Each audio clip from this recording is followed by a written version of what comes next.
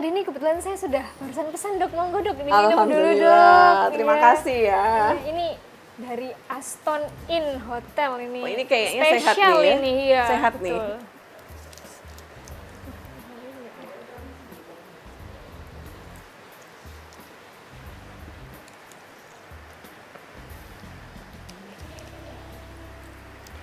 Ya pemirsa, pasti sudah penasaran kan, kira-kira bisa nggak sih rahim turun itu dicegah? Lalu kalau misalkan sudah amit-amit sampai terjadi, kita harus ngapain? Kita langsung tanya lagi ya ke dokter A.T. Nah dok, langsung aja nih dok, kan pasti tadi sudah kepikiran overthinking ini sobat sehat ini, gimana ini? Kira-kira bisa dicegah nggak sih dok? Ya, ini pertanyaan bagus ya. Jadi sebenarnya dalam tata laksana rahim turun itu ada berbagai macam tingkatan terapi ya. Tata laksana itu ada beberapa tingkatan. Yang pertama itu memang betul seperti yang disampaikan oleh Dr. Clarissa tadi, yaitu pencegahan. Jadi pencegahannya seperti apa? Jadi kalau kita tahu tadi penyebabnya, kita tahu faktor resikonya ya. Yang pertama kan tadi ada tentang persalinan, tentang kehamilan ya. Jadi cara mencegahnya adalah satu, hamilnya jangan sering-sering dong gitu ya. Kalau pemerintah kan bilang 2 anak cukup ya. Ya itu rasanya adalah saran yang sangat baik ya, karena memang semakin sering hamil itu akan meningkatkan resiko rahim turun. Kemudian yang kedua tentang proses persalinan ya. Kalau begitu ayo kita pilih persalinan yang memang bukan hanya sekedar aman ya, aman untuk ibu dan bayinya, tapi juga bisa menjaga dasar panggul dengan baik. Jadi save your pelvic floor ya, istilahnya seperti itu. Misalnya bagaimana? Ya tadi kan ada sudah penelitian yang secara konsisten menyebutkan bahwa satu, bayinya jangan besar-besar ya. Bayinya jangan besar-besar artinya mungkin seorang ibu ketika hamil maka harus dijaga supaya berat badan bayi itu tidak terlalu besar. Penelitian dari Prof. Budiman Santoso itu menyebutkan bahwa berat badan bayi yang berisiko itu kurang lebih di atas 3.360 gram. Kemudian satu lagi itu adalah lama mengejan ya. Jadi kadang-kadang itu ibu yang sedang bersalin itu kalau sedang pengen lahir normal ya, saking semangatnya, begitu sudah buka lengkap dipimpin ngeden, tapi misalnya sampai 1 jam nggak lahir-lahir, kadang kan dokter sudah menawarkan, Bu, ayo Bu, ini sudah 1 jam, kita tawarkan mau vakum atau operasi begitu ya misalnya. Nanti kadang-kadang ibu, aduh dok, saya pengen banget nih lahir normal nih ya, terus ngeden ya. Jadi kadang-kadang ibu-ibu bahwa dokter itu pasti punya pertimbangan kok, kapan harus menawarkan tindakan yang lebih cepat pada saat memang persalinan lewat bawah itu tidak memungkinkan.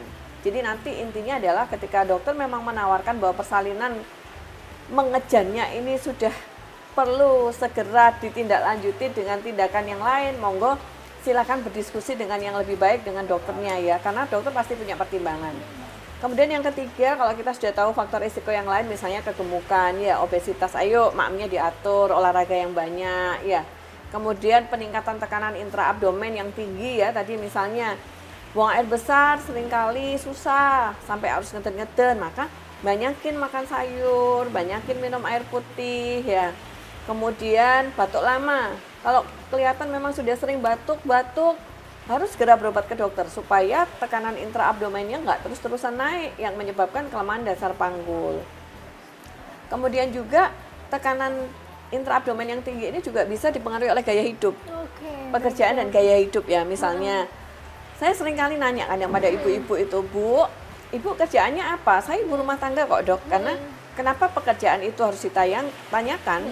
Karena pasien itu seringkali ternyata punya riwayat misalnya kerjanya tuh angkat-angkat ya, maaf ya, kayak ibu-ibu yang jualan gitu kan ya, jualan di toko, jualan di pasar, itu kadang-kadang tidak serantan kalau orang Jawa bilang, dok nunggu pegawai saya kelamaan ya sudah tak usung dewe galone ya, atau karung berasnya saya geret sendiri ya. Mohon ibu-ibu ini bisa menilai kapasitasnya bahwa untuk mengangkat beban-beban berat seperti ini mungkin buat seorang perempuan harus bisa menurunkan lebih rendah daripada laki-laki. Mungkin ibu kuat, tapi dasar panggulnya belum tentu aman ya. Jadi seringkali kita tanya itu memang faktor risiko seperti itu ada. Jadi mudah-mudahan ibu-ibu bisa lebih ini ya, mengerti, mengenali hal-hal apa yang bisa dilakukan untuk mencegah kerusakan dasar panggul atau kelemahan dasar panggul seperti ini. Oke, baik dok. Memang kan lebih baik mencegah ya dok ya Betul. daripada mengobati. Jadi tadi sudah dengar sendiri ya sobat sehat bahwa ternyata memang rahim turun itu sangat bisa dicegah. Jadi jangan khawatir. Lalu yang kedua nih dok, kira-kira kalau misalnya sudah tahu nih dok, oh nih kok sudah dengar tadi kemarin lihat tontonannya dokter IT gitu, terus kok kayaknya saya kok rahim turun ya, tapi masih takut ke dokter. Kira-kira kok dibiarin terus itu bisa jadi apa dok komplikasinya dok? Baik, pertanyaannya bagus ya. Jadi saya kalau ditanya oleh pasien, kadang pasien itu kan juga tanya ya, dok bahaya nggak kalau misalnya ini saya biarkan ya? Bahaya mengancam nyawa? Insya Allah tidak. Karena rahim turun ini tidak seperti kayak kanker serviks, kanker payudara begitu ya. Tapi yang pasti adalah rahim turun itu akan mengganggu kualitas hidup. Jadi kualitas hidup seorang perempuan ya, kita bayangkan bagaimana seorang perempuan yang rahimnya turun, yang tadinya cuma mencungul sedikit, lalu tambah lama tambah gede, bahkan kadang-kadang semua rahimnya turun begitu. Memungkinkan nggak sih dia untuk jalan yang baik, kayak gitu ya, jalan normal, kemudian beraktivitas secara normal? Pasti dia bingung untuk gimana caranya benjolan itu bisa masuk lagi ya. Itu yang pertama. Kemudian yang kedua, seringkali ini kemudian yang membuat pasien datang ke kami itu adalah karena saya sungkan dengan suami saya, dokter. Iya. Saya sungkan karena kalau benjolan ini yang lama-lama itu kadang nggak bisa masuk lagi. Jadi keluar terus begitu ya. Saya jadi tidak bisa melayani suami saya. Ya.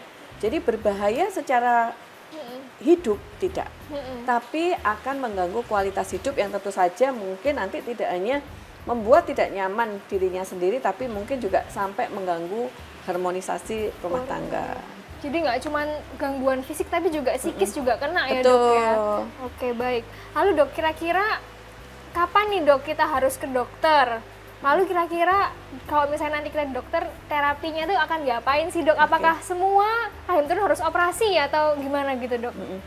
Baik, jadi ibu kalau mau ke dokter sebaiknya tidak menunggu derajatnya parah ya. Jadi kalau sudah mulai ngerasa ganjel, sudah merasa kayak ada benjolan yang keluar, maaf di kemaluan saya, sebaiknya segera menemui dokter kandungan yang terdekat yang ibu percaya. Kenapa demikian?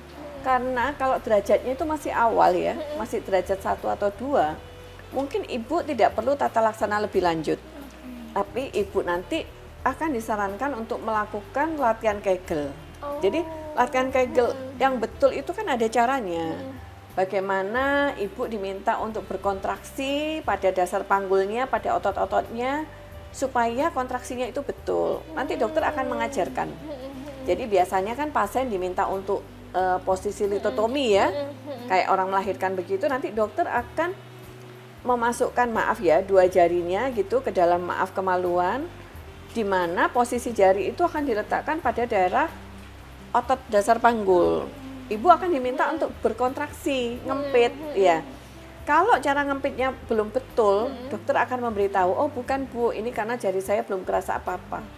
Tapi ketika nanti kontraksinya sudah betul, dokter akan bisa merasakan bahwa jari dokter yang ada di dalam kemaluan tersebut itu akan terangkat, bergerak, atau bahkan terjepit. Ya. Nanti diajarkan cara melakukan latihan otot dasar panggul yang benar. Tapi misalnya derajatnya grade 3, 4, tentu saja kita sudah tidak bisa melakukan Kegel exercise tersebut. Jadi yang bisa dilakukan adalah mungkin pemasangan pesarium atau tindakan operasi. Oke baik, jadi sobat sehat, tidak semua penanganan rahim turun itu dengan operasi ya dok. Jadi jangan takut. Biasanya orang itu kan kalau udah denger, nanti dioperasi udah langsung takut duluan, nggak mau ke dokter. Jangan ya, karena bisa saja kalau misalnya derajatnya masih ringan, hanya perlu terapi konservatif seperti latihan Kegel tadi ya dok. Betul. Ya begitu. Nah dok, tapi kalau misalnya rahim turun ini terjadi di wanita yang lagi hamil dok, bagaimana? Lalu kira-kira kemungkinannya selama ini pasiennya dokter berapa persen sih dok orang hamil yang mengalami rahim turun itu dok? Ya. Jadi pertanyaan yang berikutnya adalah berapa persen sih orang hamil yang mengalami rahim turun? Sebenarnya penelitian pada ibu hamil tentang persentase yang mengalami rahim turun ini belum banyak diteliti. Tapi penelitian yang konsisten itu adalah tentang berapa banyak sih perempuan di dunia ini yang mengalami rahim turun. Jadi sebenarnya ya, diperkirakan tuh ada sekitar 40-50% perempuan di dunia itu sebenarnya mengalami rahim turun dengan berbagai derajatnya. Terutama pada perempuan yang sudah melahirkan. Jadi angka ini memang tidak sama karena tergantung dari metode penelitiannya. Tapi khusus pada ibu hamil tadi memang belum pernah diteliti. Lalu bagaimana kalau ternyata ada seorang ibu hamil yang mengalami rahim turun? Ya memang kita mendapatkan beberapa kasus seorang ibu hamil yang mengalami rahim turun. Tapi biasanya ini terjadi, penemuan rahim turunnya itu terjadinya sebelum hamil. Jadi dia sudah pernah datang dengan rahim turun, kemudian ternyata tidak segera dilakukan tindakan, pada akhirnya hamil ya. Kalau sudah begini apa yang harus dilakukan? Ya kita tidak bisa melakukan tindakan apapun pada pasien hamil yang mengalami rahim turun. Tapi biasanya yang kita tawarkan itu adalah pemasangan pesarium. Jadi pesariumnya itu bisa kita pasang pada si ibu sampai nanti menjelang proses persalinan. Kenapa kok begitu? Ya karena pada rahim turun itu sebenarnya tidak apa-apa mengalami persalinan pervaginan. Nanti setelah melahirkan kita akan evaluasi lagi dan bila diperlukan akan dilakukan tindakan. Karena tindakannya tidak mungkin dilakukan pada saat hamil ya. Begitu. Baik, jadi ditunggu dulu ya dok sampai persalinan. Nah berarti ini menjawab pertanyaan yang mau saya tanyakan nih dok sebenarnya. Berarti mungkin banget ya dok ya kalau dulunya sudah pernah mengalami rahim turun terus mau hamil tuh masih boleh ya dok ya? Bisa, enggak apa-apa. Enggak apa-apa asalkan ya kalau sudah anaknya banyak enggak usah lah ya. Nanti derajatnya tambah banyak. Iya. Dokternya tambah pusing, ini diapain nih, operasinya kayak apa ini ya gitu. Oke, baik. Nah, ini juga dok yang sering ditanyakan. Berarti bisa sembuh kan ya dok ya? Insya Allah tidak ada penyakit yang tidak ada obatnya. Wah, mantap sekali nih jawaban dari dokter Eti. Tentunya kita sudah terbuka ya, terbuka wawasannya sahabat sehat. Ternyata bisa dicegah dan juga ada pengobatannya. Dan pengobatannya itu tidak selalu operasi loh sobat sehat. Jadi jangan takut untuk memeriksakan kalau misalnya ternyata kok kayaknya ada benjolan ya. Jangan ragu untuk datang ke spesialis kandungan terdekat. Nah, segmen selanjutnya kita akan membahas nih tentang mitos atau fakta yang beredar di masyarakat mengenai rahim turun. Kira-kira yang statement-statement yang sering kita dengar ini atau fakta yang beredar ini beneran faktual ataukah sebenarnya mitos sih? Jadi jangan kemana-mana, tetap di Oke Dok.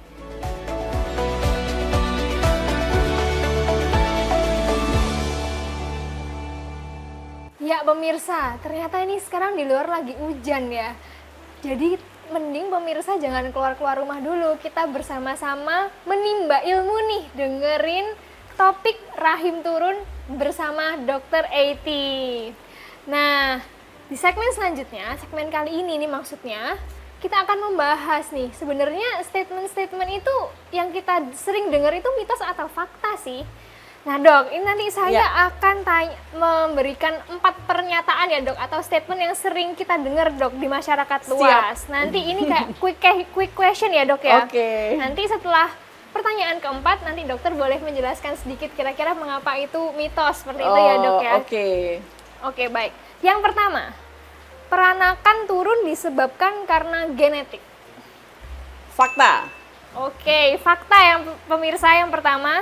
Yang kedua, mitos atau fakta, senam Kegel bisa mencegah rahim turun. Fakta. Wow, fakta juga ternyata yang kedua. Dan yang ketiga, mitos atau fakta, sering angkat beban berat bisa menyebabkan rahim turun. Fakta. Fakta juga. Oke, yang keempat, ternyata semua fakta ya, sobat sehat. Yang keempat, mitos atau fakta, peranakan turun menyebabkan kematian. Mitos. Oke, ternyata yang terakhir mitos. Nah ini dok, mungkin tadi sudah dibahas sedikit ya dok ya, mungkin bisa lebih dijelaskan kenapa kok tidak bisa menyebabkan kematian gitu. Baik. Jadi tadi seperti yang sudah kita sampaikan ya di awal tadi, apakah rahim turun ini bisa menyebabkan kematian? Ternyata rahim turun ini sebenarnya tidak ada hubungan langsung dengan kematian, ya. Tapi mengganggu kualitas hidup, ya. Kenapa demikian? Karena rahim turun ini tidak mengandung zat kanker, ya, tidak mengandung virus, tidak mengandung bakteri, tidak mengandung infeksi, keganasan dan lain-lain. Tapi jangan lupa, orang hidup dengan kualitas hidup yang tidak baik itu pasti juga tidak nyaman ya. Itu yang pertama. Kemudian yang kedua, rahim turun pun juga jangan disepelekan, karena pada keadaan yang sudah berat, di mana misalnya rahim turunnya itu derajatnya itu sampai derajat 4, derajat prosidensia ya, di mana semua rahimnya itu mengalami turun, maka itu akan menyebabkan pasien tidak bisa beraktivitas, akan menyebabkan pasien mengalami imobilisasi, tidak nyaman, dan bahkan mungkin bisa mengalami infeksi. Jadi infeksinya ini bisa kena pada bagian rahim yang ada di luar yang tidak bisa masuk ke dalam. Jadi mungkin nanti ancaman nyawanya itu tidak secara langsung disebabkan oleh rahim yang turun, tapi melainkan disebabkan oleh hal lain yang ada hubungannya dengan rahim turun tadi. Salah satunya seperti yang saya sebutkan itu adalah kemungkinan infeksi. Jadi rahimnya turun, banyak yang turun, tergeser-geser, erosi, infeksi, bahkan infeksinya sampai kena pada semuanya. Dan ini akan bisa menyebabkan mungkin infeksi pada seluruh tubuh. Gitu. Jadi yang menyebabkan kematian itu bukan langsung ya dok ya, tapi ya, ternyata infeksi bisa. Tadi. Nah ini dok, ada pertanyaan dari saya pribadi nih dok. Baik. Kira-kira dok, tadi kan katanya kalau misalnya kita lahir normal tuh bisa memungkinkan terjadinya rem turun. Betul. Apakah kalau kita sesar itu bisa langsung 0% kemungkinannya atau bebas lah dari yang namanya resiko rahim turun dok? Ya, pertanyaannya bagus sekali ya, dan ini yang sering ditanyakan oleh pasien kepada saya. Dok, supaya rahim nggak turun kalau gitu saya sesar aja deh kalau lahiran. Ternyata itu tidak selalu membuat seorang perempuan itu bebas dari rahim turun. Jadi tidak selalu kita boleh mengartikan bahwa kalau lahirannya secara sesar maka akan terbukti menghindarkan rahim turun 100%. Ya, kenapa demikian? Tadi kan kita sudah belajar banyak ya. Bahwa ternyata faktor resiko atau penyebab rahim turun itu tidak hanya berupa proses persalinan saja, tapi kehamilan itu sendiri juga merupakan faktor resiko terjadinya rahim turun. Kemudian ada faktor lain juga kan tadi, tekanan intraperut yang tinggi, kemudian obesitas, faktor keturunan dan lain-lain. Jadi begitu.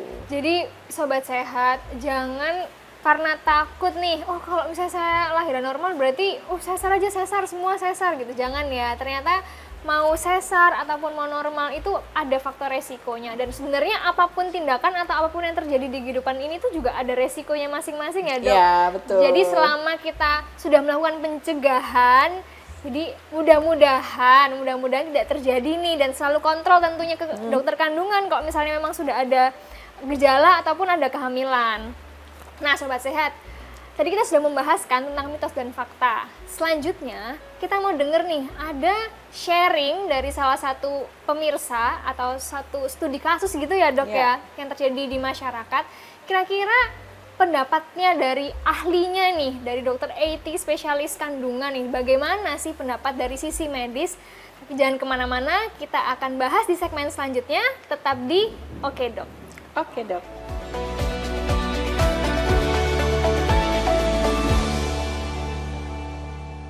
Nah sobat sehat, pada segmen kali ini kita akan mendengar nih dan membahas satu studi kasus yang sangat menarik tentang rahim turun. Nah ini ada sedikit cerita dok dari pendengar nih dok atau pemirsa. Jadi ada pengalaman sembuh dari peranakan turun atau rahim turun yang dialami oleh adiknya dok. Nah jadi habis diperiksa sama orang yang biasa pijat itu, dia tiba-tiba ngerasa kok sudah sembuh gitu, kok udah nggak ada nih dok benjolannya tadi. Nah kira-kira kalau dari medis atau dari ahlinya, dari spesialis kandungan itu menanggapi kasus ini tuh gimana dok? Baik, pertanyaannya bagus ya. Ini juga sering ditanyakan nih oleh pasien ya. Pertanyaannya, dok, kalau dipijit itu bisa ini nggak menyembuhkan rahim turun saya nggak ya? Jadi sekali lagi kita kalau mau melakukan sebuah pengobatan maka sebaiknya juga paham tentang patofisiologi penyakit tersebut. Kalau tadi sudah saya sebutkan bahwa patofisiologinya itu adalah adanya kelemahan atau kerusakan dasar panggul. Maka kalau kita mau melakukan tata laksana terapi pada kasus rahim turun, itu harus berdasarkan bagaimana cara kita memperbaiki kelemahan atau kerusakan dasar panggul tersebut. Ya, jadi yang pertama terapinya itu adalah dengan mengembalikan atau mencarikan sesuatu yang bisa menggantikan fungsi dari kekuatan dasar panggul tadi. Yang pertama adalah latihan otot dasar panggul ya, Kegel exercise ya. Latihan Kegel bagaimana caranya supaya otot levator ani, otot Kegel itu kembali baik dan mampu bekerja sama dengan tubuh kita.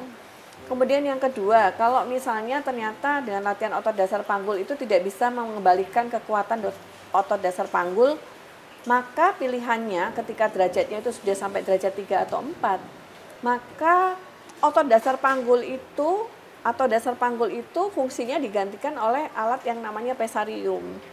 Jadi alat yang namanya pesarium itu bentuknya seperti donat begitu ya.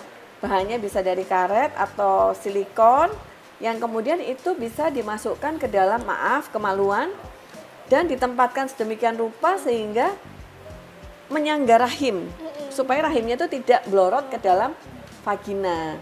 Kemudian kalau ternyata pakai pesarium tidak nyaman bagaimana? Karena pesarium itu kan nggak bisa dipakai terus-terusan ya. Tiap 3 bulan sekali itu harus ganti baru, kemudian disterilkan, 3 bulan lagi kontrol disterilkan. Dan yang kedua itu adalah namanya ada benda asing, maka seringkali itu akan menimbulkan keputihan ya. Jadi alternatif yang berikutnya itu adalah dengan melakukan tindakan operasi. Operasinya dengan apa? Operasinya tergantung dari kebutuhan akan rahim tersebut. Jadi artinya itu ada pasien yang masih muda, anaknya masih 1 atau belum punya anak. Saya mau operasi dok, tapi saya nggak mau rahim saya diangkat. Maka kita akan melakukan sebuah operasi yang namanya adalah preservasi uterus, mempertahankan supaya rahim tetap ada ya, nggak diambil, tapi posisinya dikembalikan ke tempatnya, jaringan ikat dan otot-ototnya dikuatkan. Kemudian yang kedua itu adalah kalau ternyata operasinya harus sampai angkat rahim karena misalnya rahim sudah tidak diperlukan untuk fungsi reproduksi maupun fungsi menstruasi ya.